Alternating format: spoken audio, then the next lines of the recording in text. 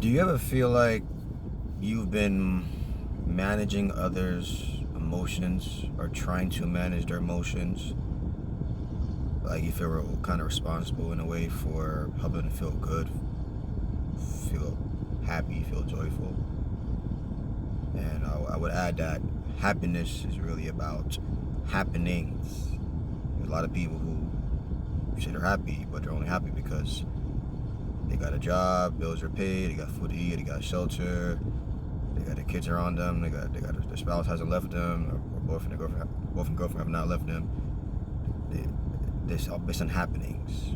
But joy is, despite loss, while you're gonna feel pain, even through loss, anybody gonna feel some sort of loss.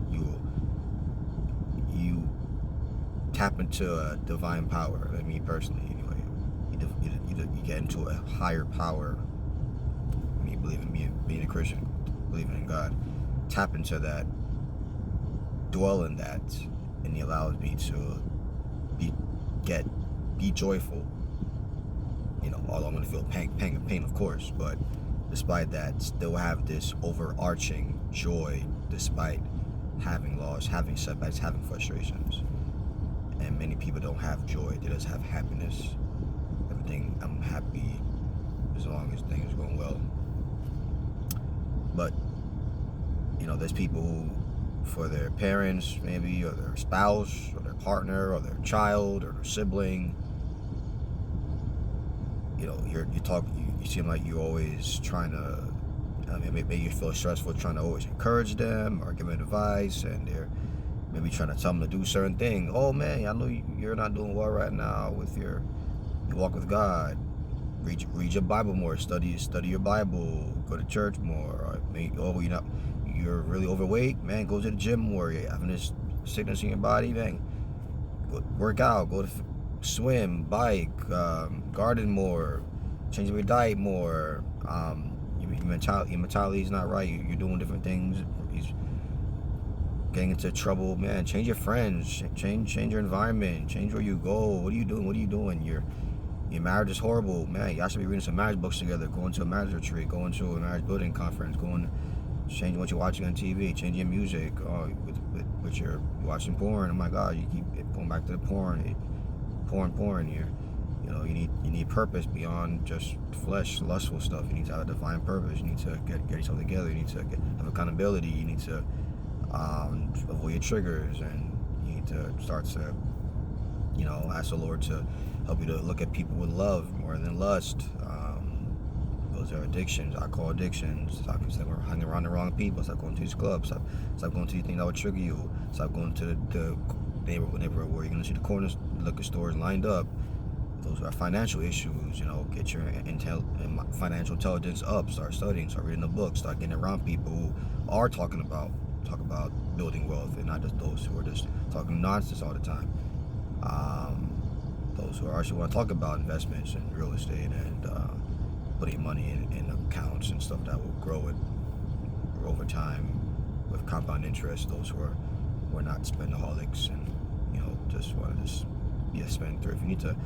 We want to encourage people to make all these changes and to do this, do that, and then we get frustrated that, man, why can't they just change? Why can't they just be calm? Why can't they be happy? Why can't they just get their emotions together? But the thing is, we just can't. Like that phrase goes, you can lead a horse to water, but you can't make that horse drink. It's a very interesting thing in the Bible.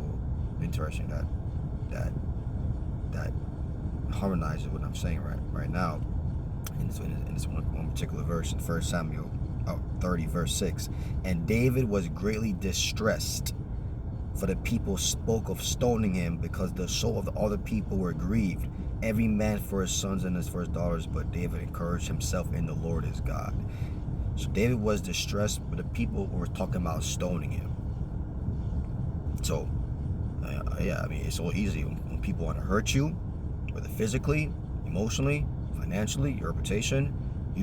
It's easy to get distressed. Oh my gosh, we want acceptance. We want people to like us. We want people to agree with us. And it's very easy to get sad about that. It's very easy. So the people spoke of stoning him because the soul of the people were grieved. So hurt people, It's right in the text. Their soul was grieved. Their soul was damaged. Their soul was wounded. Their soul was angered. And when your soul the compilation of your emotion, your thoughts, your feelings, your whole person, when that thing is damaged, hurt, you're more likely to go and hurt other people in various ways. Come on. The soul was grieved. But David encouraged himself in the Lord. Come on. So David, decided to, I'm gonna make sure I take care of me. I'm gonna encourage myself. I can't always expect people to encourage me. I can't always expect to wake up with cheerleaders in front of my face. People pat me on the back, complimenting me, tell me how great I am, tell me how, respectful they are of me and how they so appreciate me. There are people who don't always get that. And what do you do when you get opposition left and right, everywhere? You gotta learn how to encourage yourself. And so ultimately, you gotta tell these people that, man, I'm done trying to manage your emotion. I'm done being stressed for myself, trying to get you to stop stressing. Because I cannot control how you feel. I cannot control what you do with your life. I can only control what I do. And if you cannot encourage yourself, find a way to get yourself together, I can't help you. If you don't want to take my advice, you don't want to do that, you don't want to make that change, but don't stress yourself out and always fluster yourself out. Just waste resources for people who are not making the diligent steps. The Bible does say that the diligent maketh rich. And not just about financially, it's mentally rich, emotionally rich, relationally rich. Many people are not being diligent, they're being lazy, do what needs to be done, so they stay poor in all areas of life. So, you want it. Many times we want people's healing more than they want it for themselves. It's sad, but that's the reality. But I pray that today will be a day that you say, you know what, I'm done. I am not responsible for anyone's feelings. I'm not responsible for what they do with their time, their day, their goals, and whether they do certain goals or not, or go pursue certain goals or not. I'm not responsible for that. People want to be moody, that's their choice. They want to be angry, that's their choice. They want to stay in miserable relationships and stay broke and stay angry,